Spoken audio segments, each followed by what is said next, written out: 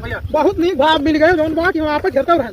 प्रणाम गुरुजी प्रणाम। प्रणाम भैया प्रणाम। गुरुजी हाँ भैया घरे वाले एकदम यह जाने ठल्ला समझ ले हैं। ये का हो एकदम यह जाने बा नहीं और तू कुछ बताओ कि पैसा हमें मिले। हाँ साइड चेक चलता है कुछ कौन हमें चाहे जौन तू बता दे हम सब करिए। काम करबो वहाँ जौन वही टाइम हम रुके ना आपके लगा गुरुजी। अच्छा अच्छा अच्छा काम करबो हाँ काम तो करबो। हाँ गुरुजी एकदम करब चलो आओ तो काम बताइए।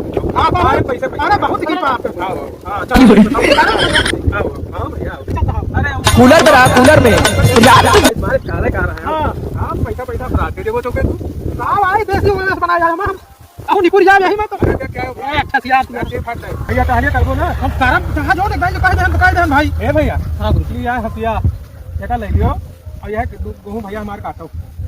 ये गहुआ हां यह है टहल पूरा खेतवा में अकेला काटी पूरा काटो हमारे पैसा का फराज हुई ये आका हमारा गांव नो, नो। तरह कहां यहां लगा वो टहल धरी बा तो तनी डिग्री लगा भाई चल जाते होगा